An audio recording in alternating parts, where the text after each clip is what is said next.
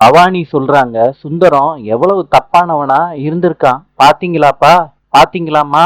சந்திரசேகர் சொல்றாரு, என்னம்மா நீ சொல்றதெல்லாம் நம்புற மாதிரி இல்லையே, மாப்பிள்ளையா அப்படி இருந்தாரு. தயவு செய்து அவனை மாப்பிள்ளைன்னு கூப்பிடாதீங்கப்பா, அதுக்கான தகுதிய அந்த ஆளு இழந்துட்டான்ப்பா. எல்லாம் நல்லவேன்னு நம்பி நான் வாழ்ந்திருக்கேன்னா எவ்வளவு பெரிய முட்டாளா இருந்திருப்பேன்ப்பா. தலையில அடிச்சுக்கிறாங்க பவானி. அம்மாவும் அப்பாவும் தலையில அடிச்சுக்காதன்னு சொல்றாங்க பொண்ணு பவானிய. பவானி சொல்றாங்க, என் வாழ்க்கையே போச்சுமா. ஜெயலட்சுமி சொல்றாங்க, என்னம்மா அது, என்னென்னமோ நடந்திருக்கு, எனக்கு எதுவும் புரியலையம்மா. ராஜசேகர் கேக்குறாரு, இதெல்லாம் எங்கம்மா நடந்துச்சு, நீ எப்படி பவானி போன அந்த இடத்துக்கு, எனக்கு எதுவும் புரியலையம்மா.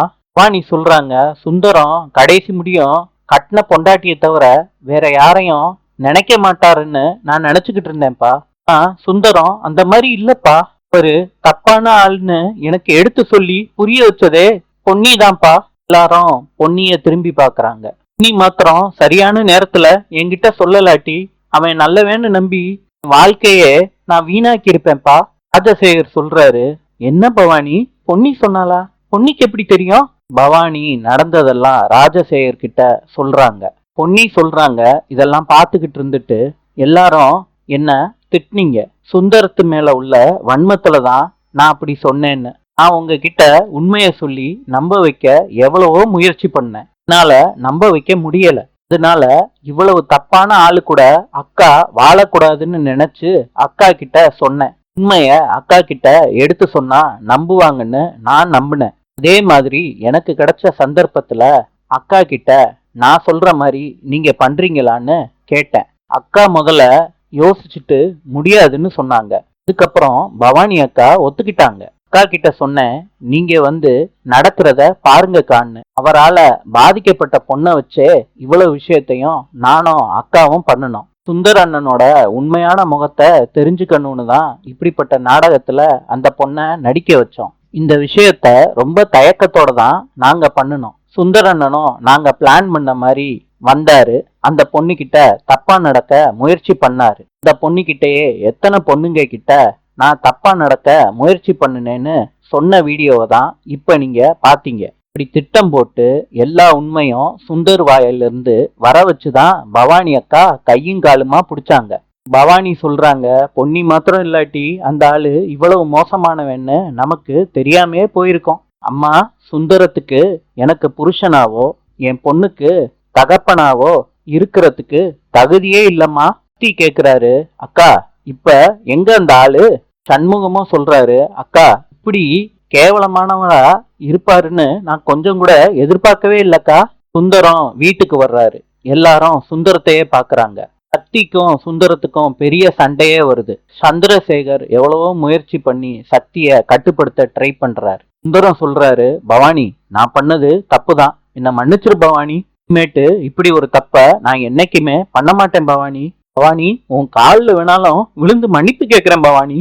பொண்ணுதான் பாடுறதுக்கு சான்ஸ் கேட்டுச்சு, இப்ப என்ன மாட்டி விட்டுருச்சு பவானி. சுந்தரம், மாட்டிக்கிட்ட பிறகும் பொய் பேசுறியா, என்னோட சுயரூபம் தெரிஞ்சுக்கிறதுக்காண்டிதான் இப்படி ஒரு நாடகத்தையே நாங்க போட்டோம். சுந்தரம், இப்ப நீ தப்பு செய்யாத மாதிரி பேசிக்கிட்டு இருக்க. இவ்வளவு நடந்தோம் எந்த தைரியத்துல இந்த வீட்டுக்குள்ள வந்த சுந்தரம், வெளியே போ சுந்தரம். பவானி நான் மன்னிச்சிரு பவானி, ஏதோ தப்பு நடந்துருச்சு பவானி. சண்முகம் சொல்றாரு, அங்க நடந்தது எதுவும் தெரியாத மாதிரி பேசுற.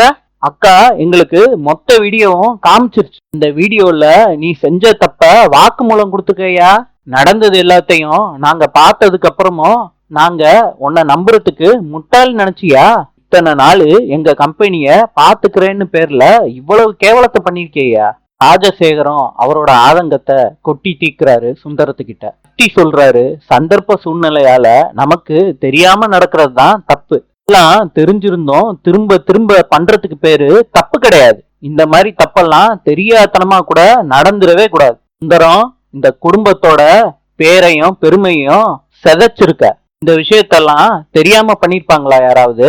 சுந்தரம், நீ பண்ணின காரியத்தை எல்லாம் சும்மாவே விடக்கூடாது, போலீஸ்ல சொன்னாதான் கரெக்டா இருக்கும். இதோ பாரு, நான் போலீஸ்க்கு கால் பண்றேன். சுந்தரம் சொல்றாரு, மாப்பிள வேண்டாம் மாப்பிள, போலீஸ் எல்லாம் வேணாம் மாப்பிள, காலில் வேணாலும் விழுந்து கெஞ்சி கேட்கிற மாப்பிள, வேண்டாம் மாப்பிள. சக்தி சொல்றாரு, கையடியா. சுந்தரம் எல்லார்கிட்டையும் கெஞ்சி கேக்குறாரு. அத்தி சொல்றாரு, நீ என்னதான் கால்ல விழுந்து நாடகம் போட்டாலும் சுந்தரம், நான் உன்னை சும்மாவே விட மாட்டேன். எங்க அக்காவே எங்க வேணாலும் வந்து உண்மைய சொல்றேன்னு சொல்லிட்டாங்கல்ல. போதா குறைக்கு வீடியோ ஆதாரம் வேற என் கையில இருக்கு.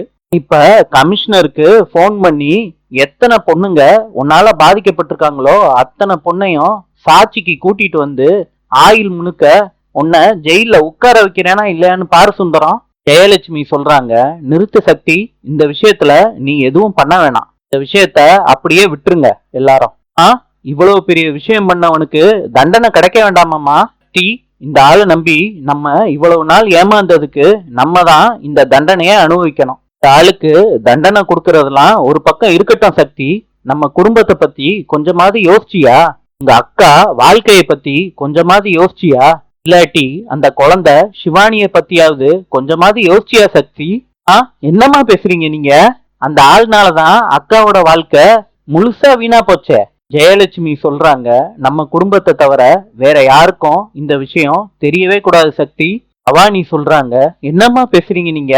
இந்த ஆளு இந்த மாதிரி விஷயம் பண்ணதுக்கு அசிங்கப்படணுமா? செஞ்ச தப்புக்கான தண்டனைய இந்த ஆளு அனுபவிச்சே ஆகணுமா? ஜெயலட்சுமி சொல்றாங்க, இதெல்லாம் வெளியே தெரிஞ்சிச்சுன்னா எல்லாரும் சும்மா இருப்பாங்களா சொல்லு? டிவி பேப்பர்னு நம்ம குடும்பத்தை பத்தி தான் தாறுமாறா எழுதுவாங்க. இதனால உன் பொண்ணு கூட பாதிக்கப்படுவா பவானி.